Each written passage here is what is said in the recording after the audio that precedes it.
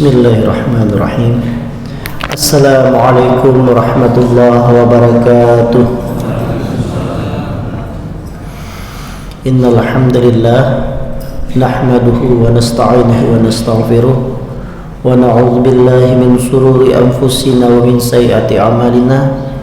May yahdihillahu fala mudhillalah wa may yudlilhu fala hadiyalah. Asyhadu an la ilaha illallah wahdahu la syarikalah wa asyhadu anna Muhammadan 'abduhu wa rasuluhu la nabiyya ba'dah. Allahumma shalli ala Muhammad wa ala alihi wa sahbihi wa barik wa sallim ajmain, amma ba'd. Pertama-tama dan yang paling utama, marilah kita bersama-sama mengucapkan puji syukur kehadirat Allah Subhanahu wa taala, Tuhan sekalian alam, Tuhan yang menggerakkan kita sehingga kita dapat berkumpul bersama di sini dalam keadaan sehat walafiat, dalam keadaan tidak kekurangan satu apapun, dalam keadaan tidak merasakan nyeri, dalam keadaan tidak merasakan sesak, di mana pada detik yang sama, di hari yang sama, pada saat ini banyak sekali saudara-saudara kita yang juga mendambakan rasanya bisa berkumpul bersama di sini.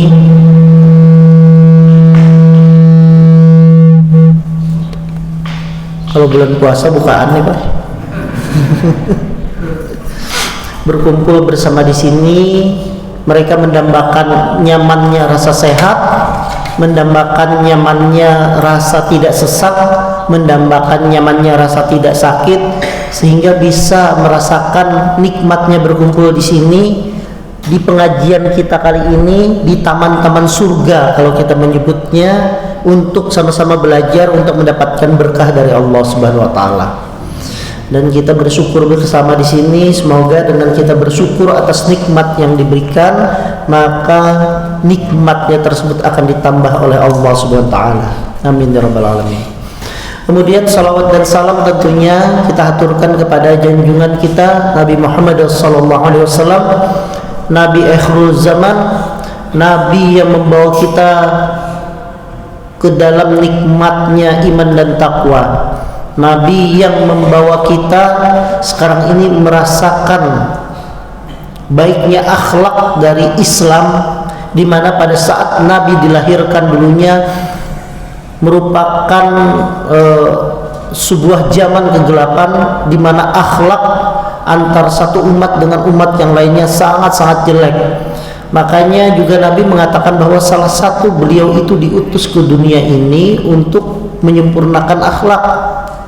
Innama bu'istu liutammima makarimal akhlak, sesungguhnya aku diutus ke dunia ini salah satunya itu untuk menyempurnakan akhlak. Dan alhamdulillah kita merasakan manisnya Islam dengan akhlak yang sangat tinggi, akhlakul karimah yang ada di tempat kita sekarang ini.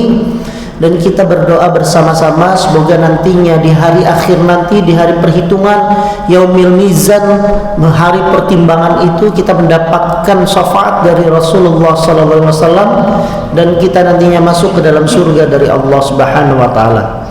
Amin ya rabbal alamin. Baik, memulai tausiah yang singkat kita kali ini. Kenapa singkat? Terus sebelah selawas, karena habis ini kita ada acara lagi. Acaranya mudah-mudahan memberikan manfaat untuk kita berataan. Nah, acara senam sama pemeriksaan kesehatan. Jadi bagi yang merasa kurang enak badan, merasa tidak fit, merasa tidak nyaman, nanti akan hadir dokter-dokter yang akan menjadi dokter spesialis penyakit dalam. Ada sekitar berapa dokternya nanti? Ya mungkin ada 4 atau 5, bahkan lebih, mungkin ada 6 dokter konsul. Nanti mungkin akan ada alat gula darah, alat tensi, alat pemeriksaan ini komposisi tubuh, namanya biak namanya. Nah, itu semuanya nanti akan dilaksanakan. Plus nanti kita akan senam. Nah, apa manfaat senam nanti kita bahas di sini ya. Nah, sebelum kita ceramah yang singkat ini sampai syuruk, insyaallah saya membuka ceramah yang singkat ini atau tausiah yang singkat ini dengan sebuah cerita. Jadi pada saat zaman dulu belum ditemukannya lemari pendingin, teknologi lemari pendingin para nelayan Jepang itu, orang Jepang itu suka sekali kan makan daging segar. Apakah itu tuna segar, salmon segar, atau apapun itu, daging ikan yang segar. Karena mereka percaya makanan yang segar dimakan mentah itu punya protein yang baik untuk kesehatan mereka. Tapi permasalahannya adalah nelayan-nelayan di Jepang itu kalau mereka menangkap ikan, mereka jauh ke tengah laut, pulangnya bisa 2-3 hari baru balik lagi. 2-3 hari baru balik. Nah, permasalahannya begitu dia balik ke dermaga, orang siap untuk mengepulkan ikannya untuk dijual, banyak ikan yang mati. Banyak ikan mati, akhirnya kalau dimakan menjadi tidak segar. Macam-macam cara sudah dilakukan oleh mereka. Ikannya tersebut, ada ikannya tersebut dibuat wadah sedemikian rupa supaya mirip dengan air laut. Ternyata begitu sampai ke dermaga banyak yang mati juga.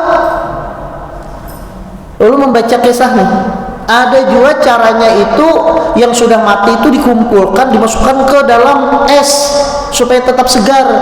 Begitu sampai ke laut, begitu sampai ke dermaga mati juga. Hendak bulik melaut, paginya bulik kan ada banyak pulang dapat ikannya. Mikir mereka, akhirnya ditemukan cara oleh para nelayan Jepang. Mereka begitu mendapatkan ikan, dikumpulkan dalam suatu wadah, ikan tersebut dimasukkan ikan hiu kecil di dalam situ. Begitu dimasukkan ikan hiu kecil di dalam situ, maka ikan hiu itu akan mengejar ikan tersebut, akan mengejar ikan tangkapan. Otomatis ikannya ketakutan. Karena ikan ketakutan, dia akan terus bergerak, dia akan terus berlari ke sana kemari. Ternyata begitu sampai ke dermaga, ikannya tersebut masih hidup.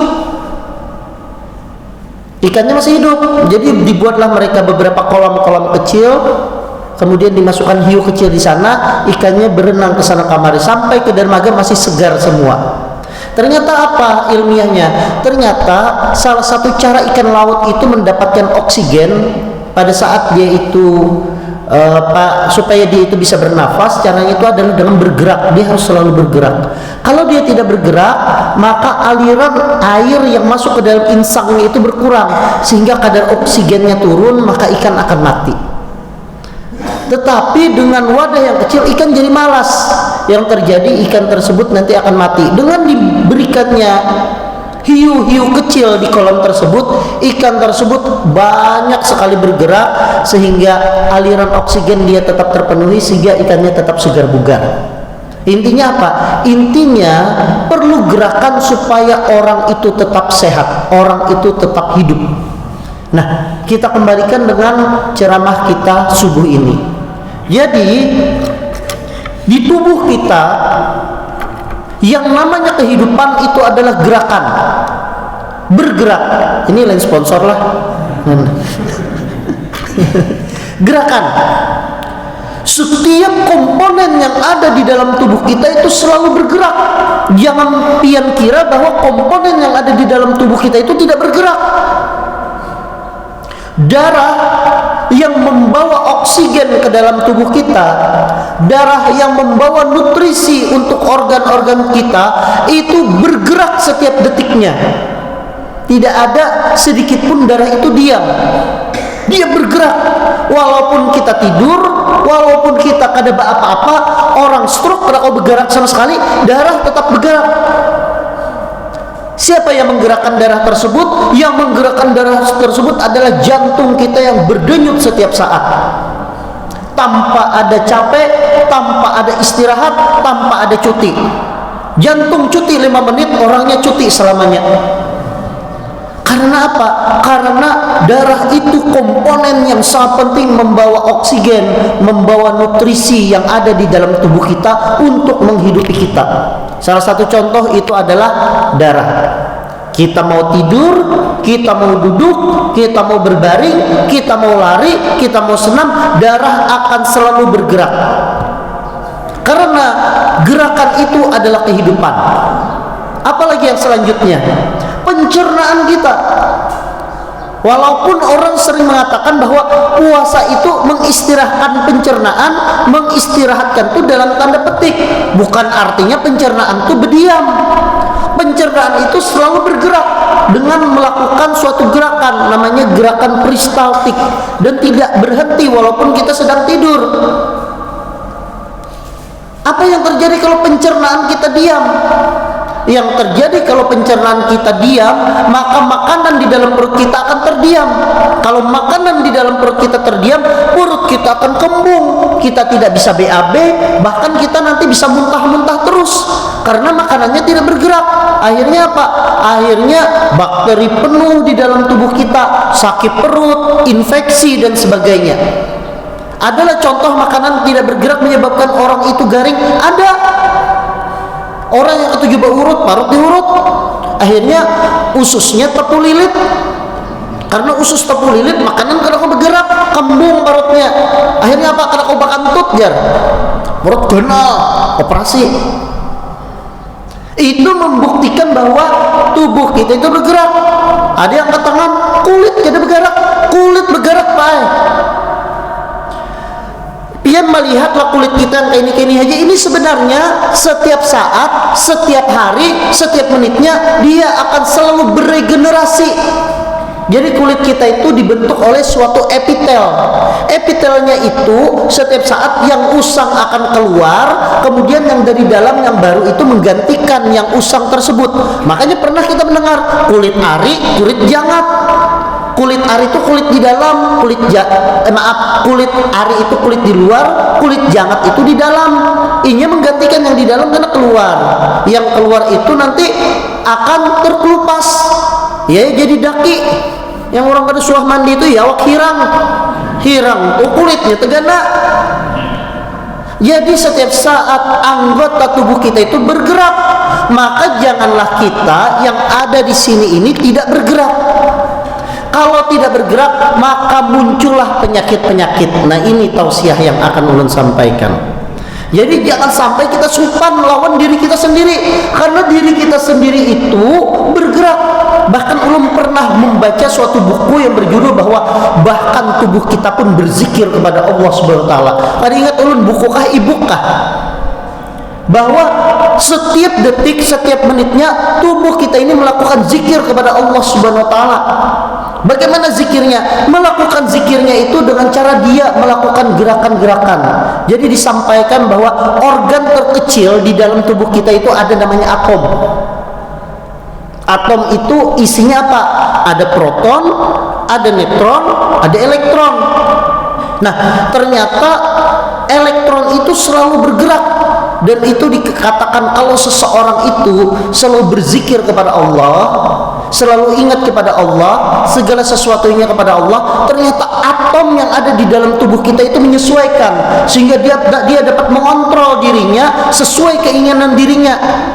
Seperti apa? Misalnya kalau kita yang biasa-biasa saja, amun hendak bangun misalnya jam 3 subuh, kayak apa caranya? Yang kada biasa, buka alarm. Berbunyi nyaring itu gim berbunyi nyaring kada bangun-bangun. Tapi bagi orang yang sudah bisa mengontrol dirinya, begitu jam 3 terbuka mata. Kada usah beralarman, terbuka. Kalau misalnya sudah waktunya sholat, tergerak hati, kada nyaman bangun kada sholat, itu diri kita. Dan kalau kita punya kendali atas diri kita, maka nyaman pian. Kalau pian garing, pian sakit, pian tinggal memikirkan, aku insya Allah sembuh, aku insya Allah sembuh, insya Allah sembuh. Belum pernah kan cerita ceramah di sini bahwa Allah itu beserta prasangka hambanya. Salah satu cara untuk proses penyembuhan diri kita itu adalah dengan cara menanamkan energi positif ke dalam diri kita, berprasangka baik, maka akan cepat sembuh. Kalau pikirannya negatif, garing. Esoknya mah sakit benar, esoknya bisa aku garing, esok panas awak. Karena memang itu berserta prasangka. Kalau dalam ilmu barat menyebutnya dengan law of attraction, hukum tarik menarik. Kalau kita yakin maka akan yakin, kalau kita tidak yakin maka tidak yakin. Itu namanya hukum tarik menarik. Itulah juga dalam keadaan sekarang ini, dalam keadaan kita kalau mau sehat itu seperti apa? Kita harus selalu bergerak. Nah, kenapa ulat sampaikan kita selalu bergerak? Nah, ini sebagai contoh penyakit yang pertama. Ada penyakit pada lansia. Penyakit pada lansia itu namanya itu adalah osteoporosis. Soal apa yang mendengar osteoporosis? Apa tuh osteoporosis? Pengeroposan tulang. Mantap. Jangankan berpian mahasiswa kedokteran yun ulun takuni kadang takut putal. Osteoporosis lawan osteoartritis apa bedanya? Ada yang menyebut pengapuran tulang, ada yang menyebut pengeroposan, itu dua hal yang berbeda. Osteoporosis itu adalah pengeroposan tulang. Jadi tulang itu bisa saja keropos suatu saat. Nah, kalau masih muda, tulang itu dia masih kuat. Karena kalau masih muda, kalau pada wanita masih ada hormon, namanya hormon estrogen, hormonnya tinggi. Hormon estrogen itu mengatur salah satunya supaya tulang itu menjadi kuat. Nah, kalau yang lain karena masih bekerja, masih kesana kemari, masih kuat, jadinya tulang itu menjadi kuat.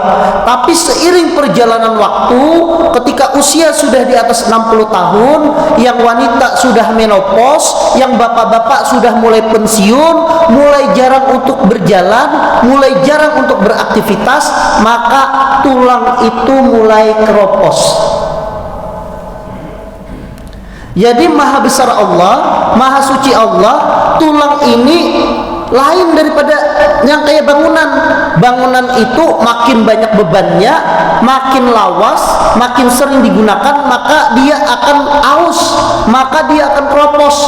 Bahkan banyak kasus di Gambut, di mana namanya, di Banjar Indah dan sebagainya, banyak bangunan roboh karena sudah keropos. Keroposnya kenapa? Pondasinya aus, karena kita ini rawa, akhirnya gugur. Nah, berbeda dengan tulang. Tulang ini ternyata semakin kita beri beban, semakin kuat tulang itu. Jadi pian jangan sampai memanjakan tulang. Caranya seperti apa supaya tulang kita itu tidak keropos? Maka caranya itu berilah beban kepada tulang. Kayak cara memberi beban dengan tulang? Mudah. Selalu beraktivitas. Berjalan. Berjalan itu memberikan beban kepada tulang. Tulang akan menopang badan, sehingga begitu dia dapat beban, maka tulang itu akan melakukan koordinasi dengan tubuhnya. Oh, manusia ini atau orang ini masih aktif beraktivitas, berarti aku harus kuat, kata tulang. Maka diperintahkan kepada otak supaya tulang itu diberikan kalsium yang banyak, diberikan kalsium yang banyak, diberikan nutrisi yang banyak, sehingga tulangnya menjadi keropos. Berbeda kalau orangnya berabah terus, koler, lapar, Grab, Gojek, ya Allah. Anak ke masjid, Gojek, di muka sana Gojek, apa aja, tuntung beraktivitas berapa? Apa yang terjadi? Tulang menganggap, oh orang ini kada terlalu banyak aktivitas. Kalsium ini kada hanya tulang yang memerlukan, darah juga perlu kalsium, sel juga perlu kalsium, otot juga perlu kalsium, semuanya perlu supaya bisa berkontraksi dan sebagainya. Jadi dia tulang bagi-bagi kalsium yang ada di tulang pun, sehingga kalsium di tulang diambil, sehingga tulang menjadi keropos. Tulang menjadi keropos. Jadi caranya itu adalah tulang itu supaya kuat harus selalu beraktivitas. Maka ada orang menyambat minimal 10.000 langkah, minimal 20.000 langkah. Tasarah pian hendak berapa minimal, yang penting pian bergerak, berjalan. Karena salah satu cara supaya tulang kita menjadi kuat itu adalah dengan beraktivitas. Kalau kada beraktivitas kayak apa? Pasti bertanya, kan Bapak jual tulang keropos, tuha jo sudah. Bukan masalah tuhannya. Begitu tulang keropos, pian tergugur, misalnya habis dari kamar mandi menuju ke ruangan tuh kan biasanya lantainya tuh beda nih. Nah, lantainya misalnya kayak ini, mata kada itih lagi, tahu lah pian kada itih. mata kada tapi melihat lagi, ada yang rabun, ada yang katarak dan sebagainya, tersandung rabah. Rabah apa yang terjadi? Begitu rabah, tulang patah. Harusnya menrabah, tulang kada patah kalau dia tulangnya kuat. Tapi kalau tulangnya keropos, maka begitu dia rabah, patah tulangnya. Begitu patah tulangnya, kada bisa beraktivitas lagi, berabah aja di tempat tidur.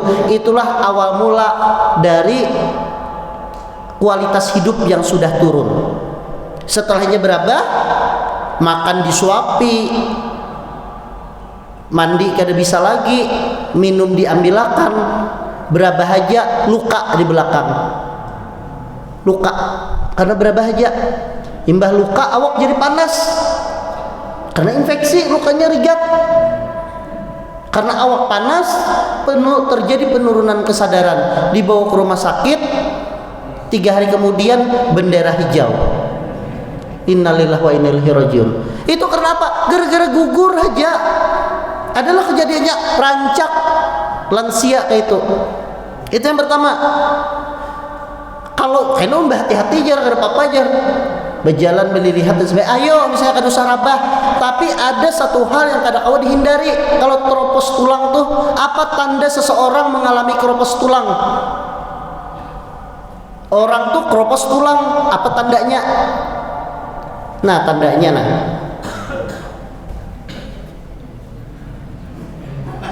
Apa deh? Bungkuk. Bungkuk tuh tanda keropos tulang. Jadi bungkuk itu bukannya artinya kada bisa dihindari, bisa dihindari dengan cara apa? Mencegah keropos tulang. Kenapa seseorang bisa bungkuk? Ini ulun kisahkan. Habis ke waktunya. Oh, parak lagi. Tulang belakang kita itu lain kayak bambu yang panjang, itu lain. Tulang belakang kita tuh berbuku-buku. Nah, berbuku-buku kayak ini. Jadi dia itu anggaplah kayak apalah, kayak buku kayak gini ya. Nah, dan dia disusun. Pada saat tulang belakang itu keropos, pada saat dia keropos, yang bagian depan tulangnya, bukunya itu lebih cepat keropos daripada belakangnya. Begitu dia keropos, maka dia akan memendek. Kalau kanan dan kiri pendek, bagus, paling awaknya berendah. Masalahnya adalah yang di depan itu lebih cepat keropos daripada yang di belakang. Sehingga awalnya bagus kayak gini, begitu dia keropos di muka dia jadi kayak gini, jadi huruf C. Akhirnya apa? Akhirnya itu tadi yang awalnya jadi huruf gagah misalnya, mungkin dokter tawa pas usia 70 tahun ini kan, itu tanda tulang keropos. Bisa dihindari, bisa dalam cara apa? Selalu beraktivitas. Makanya ada salah satu sindrom geriatrik, namanya kalau lansia itu ada suatu sindrom, namanya itu adalah isolation. Isolation itu adalah merasa diri terasing, merasa sendirian, merasa tidak ada teman. Karena setelah pensiun merasa diri tidak berguna. Awalnya dulu pejabat, awalnya mungkin dulu bisa memerintah, setelah pensiun ada lagi yang mengherani. Karena orangnya kada ada lagi yang diherani, maka merasa diri kada berguna. Begitu merasa diri kada berguna, takutan melihat orang. Aku bisa disambati dia melihat orang, maka muncullah suatu sindrom namanya sindrom geriatrik isolation. Begitu isolation, apa yang terjadi? Rasa diri terisolasi, kada wani apa-apa lagi, berdiam aja. Aku nih pensiun sudah, jadi aku nih di rumah aja kada apa-apa. Itu adalah pola pikir yang salah. Kalau seseorang itu sudah masuk dalam keadaan pensiun, maka yang pensiun itu hanya pekerjaannya, Bapak Ibu sekalian. Tapi aktivitasnya tetap, berorganisasi tetap, bersosialisasi tetap, berkawanan tetap. Kalau ada korpe di muka rumah, umpat juga, walaupun kan umat mencabuti, umpat memikirkan aja, atau umpat mengeluarkan duitnya, nah nukar satrop misalnya. Itu namanya itu namanya bahwa kalau pensiun itu yang pensiun itu hanya pekerjaan, kalau yang lainnya kada. Kenapa? Begitu seseorang itu pensiun juga dirinya begawi sosialisasinya kada mau lagi, bergeraknya kada mau lagi, maka yang terjadi itu adalah gangguan pada dirinya. Salah satunya adalah gangguan kesehatan. Apalagi penyakit yang kedua ulun sampaikan. Penyakit yang kedua itu tadi selain keropos tulang ada namanya pengapuran tulang. Pengapuran tulang itu apa? Kini, pian tahulah sendi kita, misalnya sendi lutut. Sendi lutut itu adalah suatu sendi di mana fungsinya itu mencegah di mana fungsinya itu supaya seseorang itu bisa beraktivitas berjalan dengan baik. Nah, di sendi lutut itu pian jangan pikirkan bahwa tulang dengan tulang itu bertamuan. Nah, ini misalnya di atas ini tulang paha, di bawah ini tulang betis. Antar tulang paha dan tulang betis itu kada bertamuan, kada yang kayak ini. Kalau kayak ini kada bergerak. Dia ada celah. Celahnya itulah diisi oleh cairan. Namanya adalah cairan sendi. Nah, kalau dia bergerak, dia tidak bersentuhan.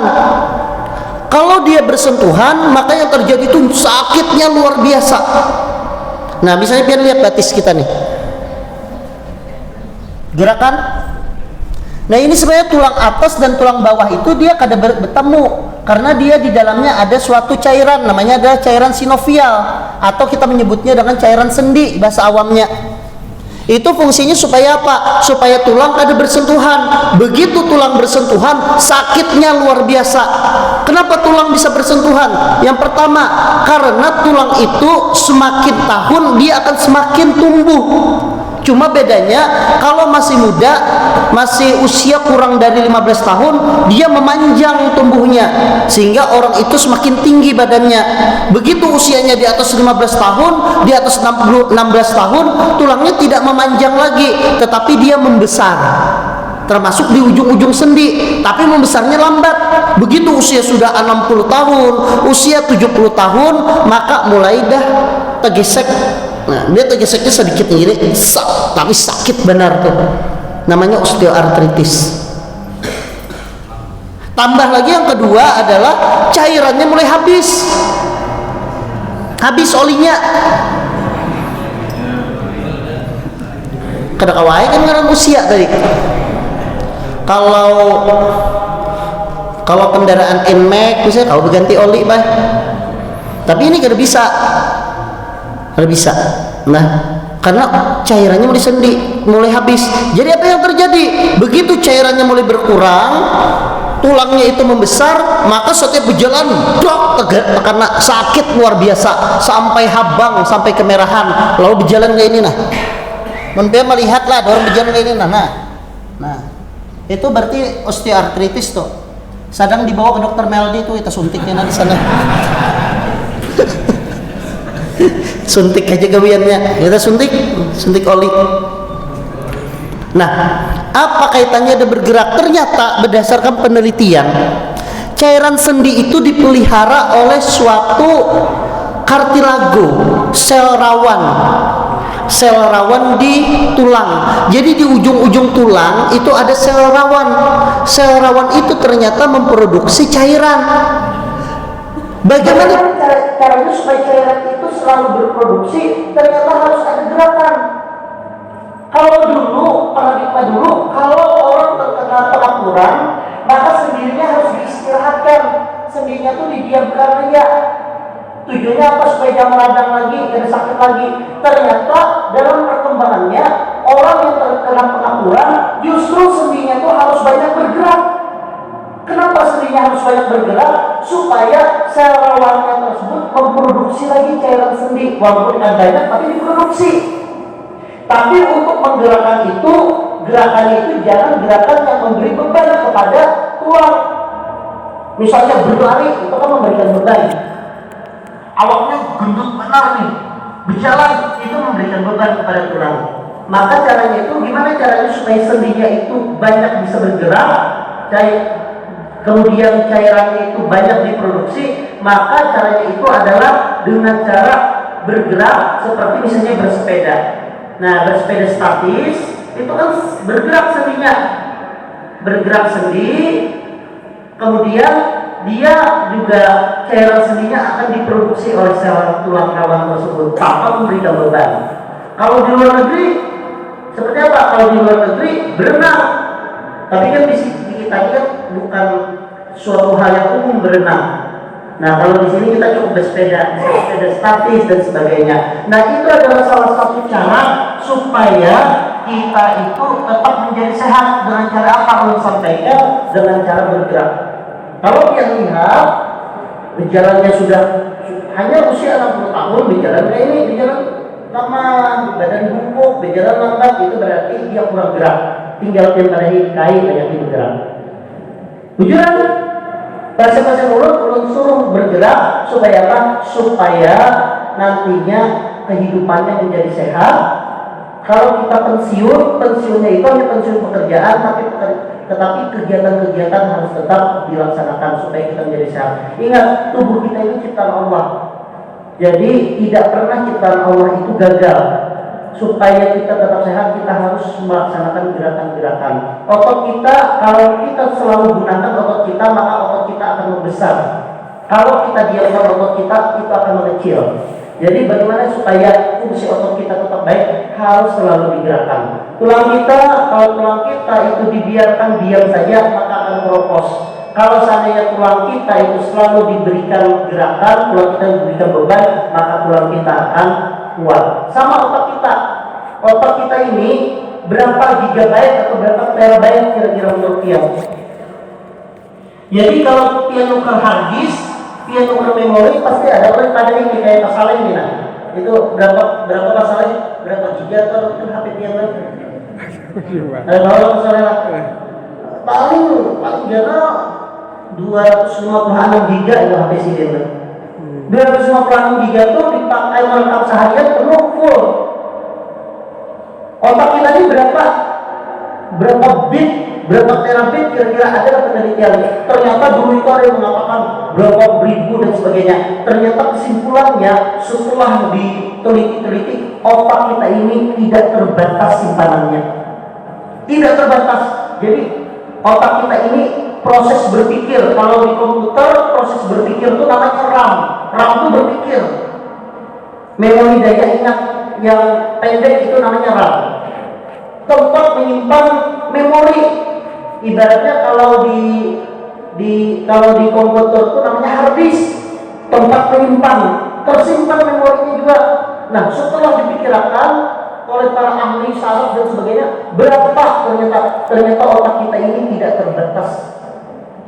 Tidak ada batasnya memorinya, unlimited.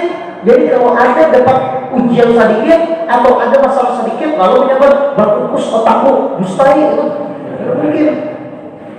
Karena saya yang berkukus itu apa? Hati kita yang merasakan mampu, padahal otak kita itu mampu saja. Padahal ingat kata Allah itu tidak akan memberikan cobaan kepada hambanya melebihi dari kemampuan dia. Jadi yakin aja kalau ada cobaan dan sebagainya, itu semua kita mampu untuk mengatasinya. Tinggal kita yakin kepada Allah SWT, kita yakin apa yang kita miliki, insya Allah kita akan mendapatkan hal yang terbaik. Sudah berbunyi tadi, itu artinya teguran kepada ulun. Mudah-mudahan di suatu saat lagi nanti kita bisa berdiskusi lagi di sini, dan mudah-mudahan apa yang mau disampaikan ini memberikan manfaat untuk yang bertahan. Ulun tutup. Wassalamualaikum warahmatullahi wabarakatuh.